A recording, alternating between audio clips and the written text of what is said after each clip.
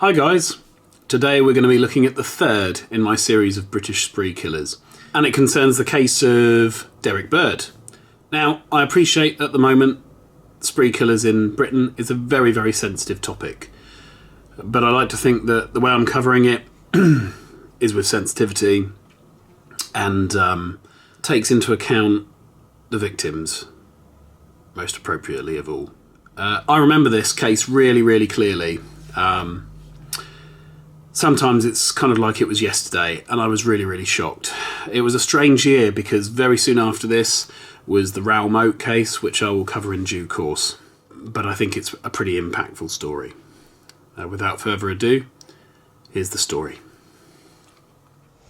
Now, just to tell you the story that's developing back here, and we've been getting details of just in the last 10 minutes or so, news from police in Cumbria that police have been called to a street in Cumbria after reports that shots were fired by a man. Now, there seems to be a sizable police and emergency services operation going on. This, if you know the area, this is in Duke Street in Whitehaven. Ambulance crews at the scene and armed police are trying to apprehend the man, and crucially, police are asking members of the public in Whitehaven and Egremont to stay indoors until further notice. Yes, and they're currently searching for that dark grey silver Citroen Picasso driven by a man, they say in his 30s with a shaven head, and currently asking for information about that. But that is clearly an ongoing operation, so when there is more detail on that shooting, we will bring that to you.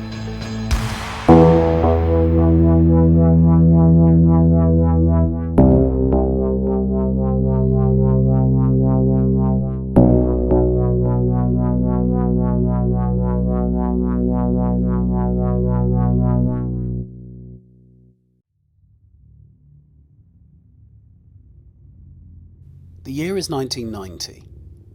32-year-old Derek Bird is working at Sellafield Nuclear Power Plant as a joiner. Speculation runs rife that all is not as it seems, and potentially suspicious behaviour from Bird leads colleagues to suggest that Bird has thieved some wood supplies from the power plant. He subsequently resigns, is then convicted, and is given a 12-month suspended sentence. Fast forward a few years. Terry Kennedy, a taxi driver, and one of Bird's best friends, specifies that Bird had a relationship with a Thai girl or woman he met on holiday in Pattaya, Thailand. He then sends £1,000 to the girlfriend, and immediately following this, she ends the relationship via a text message, making a fool out of Bird. Another time jump. In 2007, taxi driver Derek Bird was beaten unconscious by 4 men who tried to run instead of paying him for taxi services. Friends maintain that he completely changed after this attack, and it was reported that Bird had previously sought help from a local hospital due to his fragile mental state, although these are unconfirmed reports. Fast forward once again to the year 2010. Derek Bird's father has just died, and the will is being scrutinised by all 3 of his sons, including Bird and his twin brother David. There is much to dispute as to who is entitled to what in this will, and tempers are beginning to flare between Derek, his brother David, and the family solicitor, Kevin Commons. Add this to an ongoing tax investigation by HM Revenue and Customs for tax evasion and the threat of possible future prosecution and punishment therein, and the fact that Bird had accumulated £60,000 in a secret bank account and therefore was worried he would be sent to prison for hiding the cash from the government, and you have a man with a complex set of problems.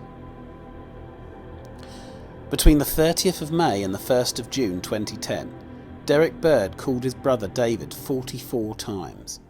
It is believed that these calls were in relation to these ongoing issues. The following day, Derek Bird, taxi driver, aged 52, would murder both his brother and his brother's solicitor.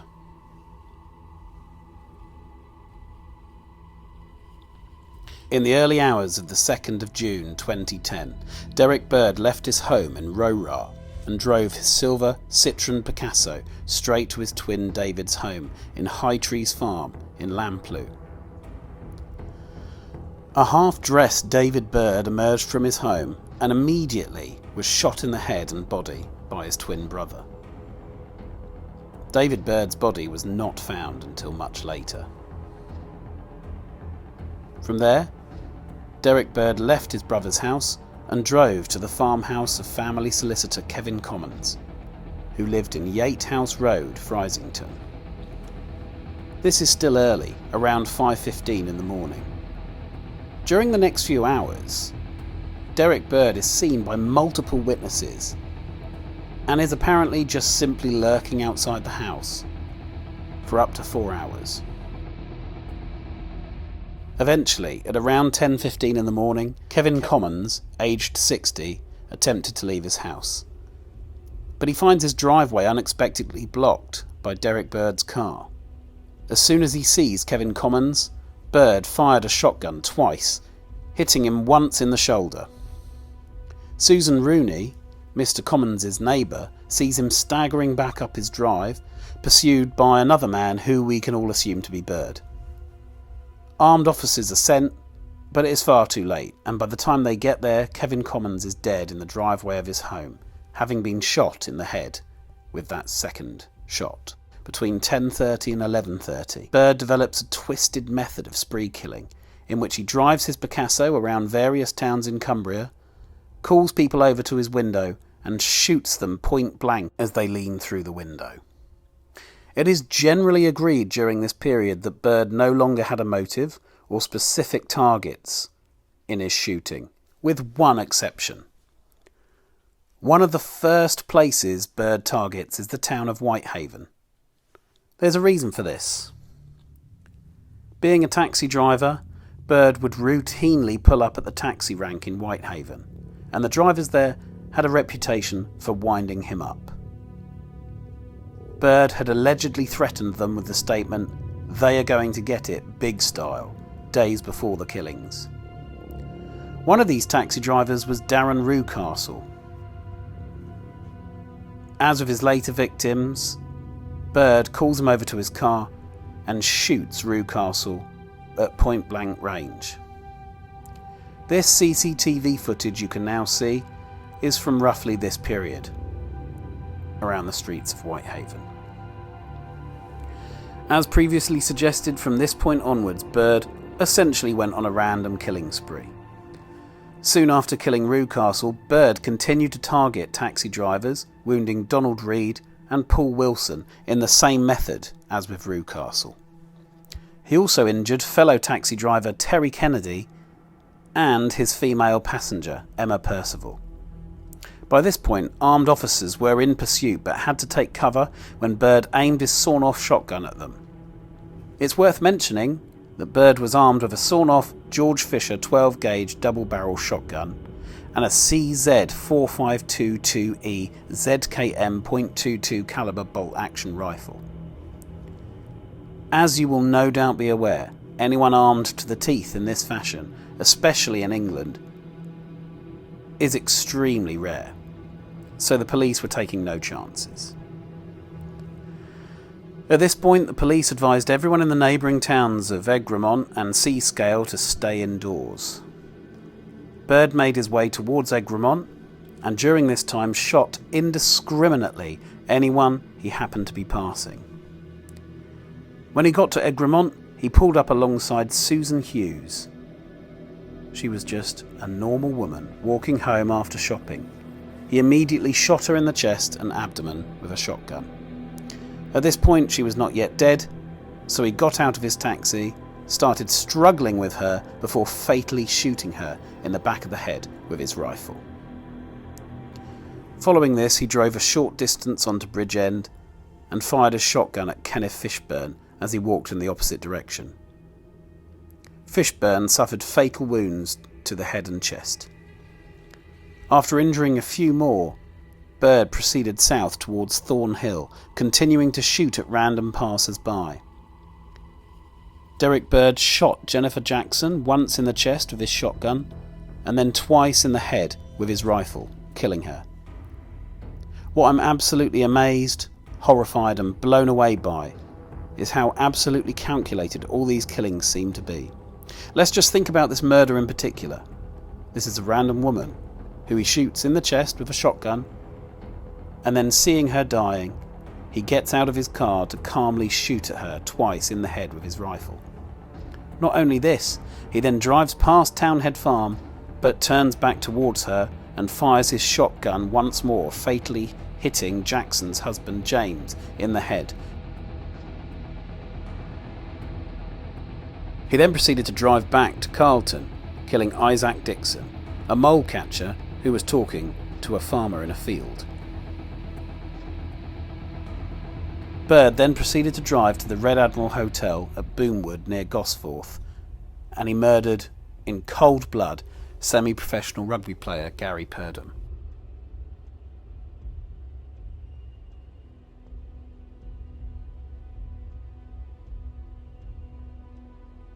At this point, the third phase then commences, which takes place in Seascale.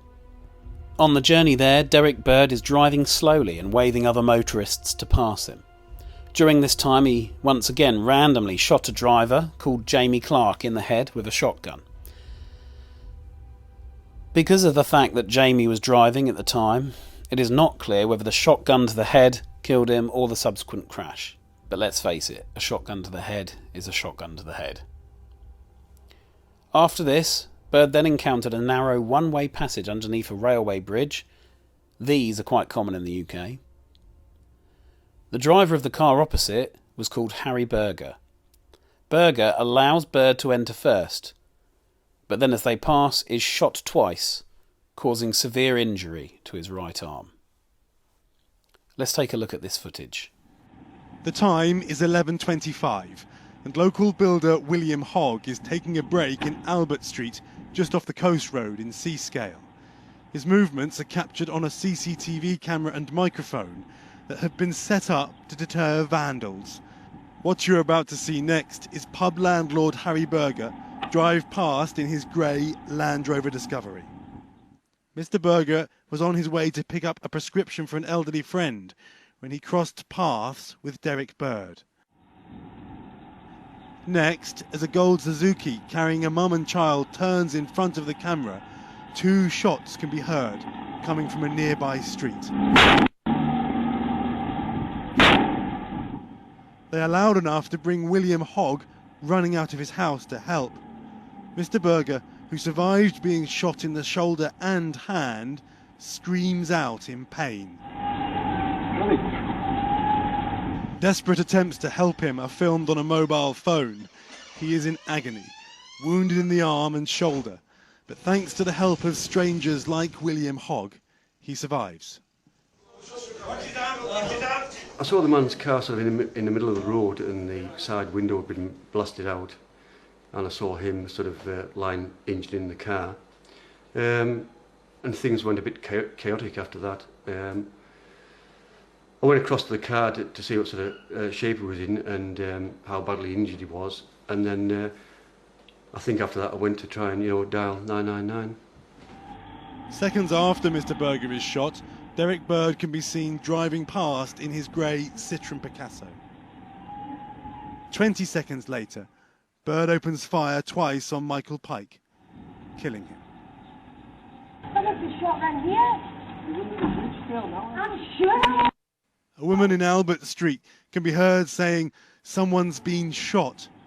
It was more than 8 minutes after Harry Berger was shot that 3 marked police vehicles can be seen chasing after Bird. Following this, Bird drove onto Drake Road, and you will note in the footage that it mentions that his next victim was Michael Pike. Indeed, it is this road that he shoots Michael Pike twice.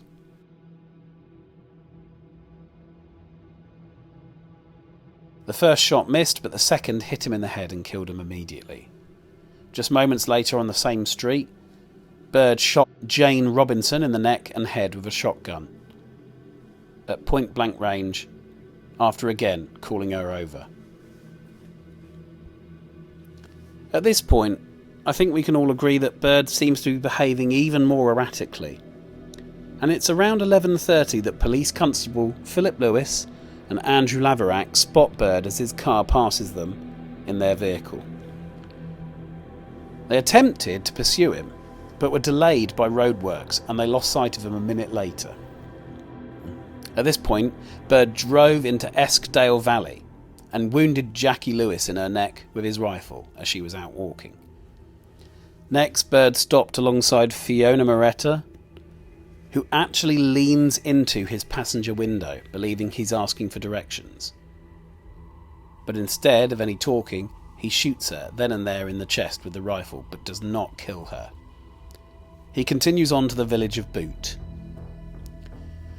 Here, he stopped at Sims Travel and fired his rifle randomly at people, but misses, and then continues into the village, randomly shooting.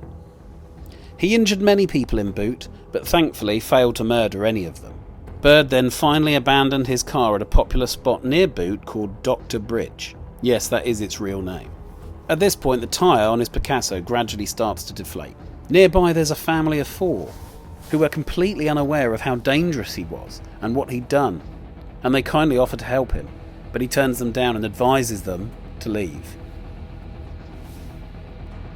His final act is to remove his rifle from his taxi, walk over a bridge leading into Oak Hill Woods, and then never emerge again. This is the point at which he is last seen alive, at 12:30 p.m. 6 minutes later, armed police officers and dog handlers arrived at the scene of his abandoned taxi, and they began a search in the wooded area.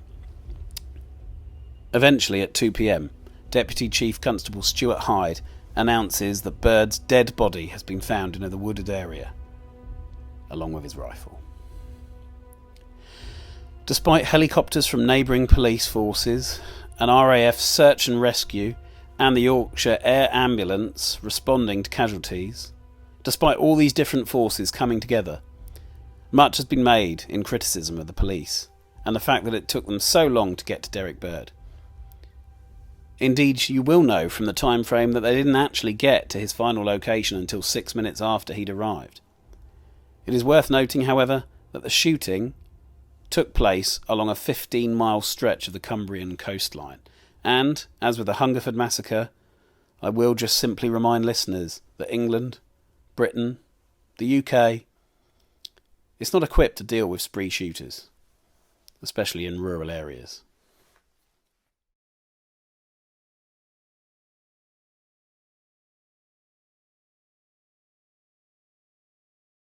Derek Bird's few hours of carnage ended near here. What made him start the shootings that ended with 12 people, 13 including himself, dead? Dr. James Thompson is a psychologist. Although people who sort of knew him superficially said he was absolutely usual, those who knew him well said he did sometimes express a lot of anger. Muriel Gilpin works in the local post office. She says he was an unassuming kind of man. Very quiet. He would come in the shop, he would come through and get milk. All he would say was, "How do?" and "See ya."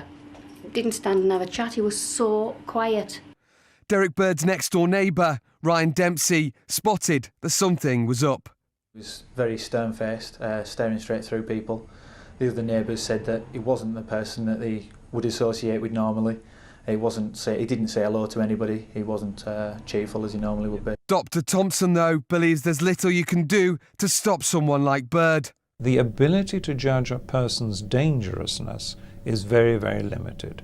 So by all means, let's look at what the best screening techniques are said to be. We do not yet know how to do that, particularly if someone, of course, is on best behaviour. But even after this extreme tragedy, it's still difficult to find an answer as to why Bird did it. Thank you very much for joining me on another one of these cases. This took a lot of time, this one, but I really enjoy going through the intricacies of these awful, awful cases. A few changes are coming on the channel now. Obviously, this being a Saturday, this has been my true crime video for this week. However, there's going to be a little bit of a scheduling change, so I've been putting out video after video after video of late, and with the start of September now, things are going to get very, very busy for me for all sorts of reasons.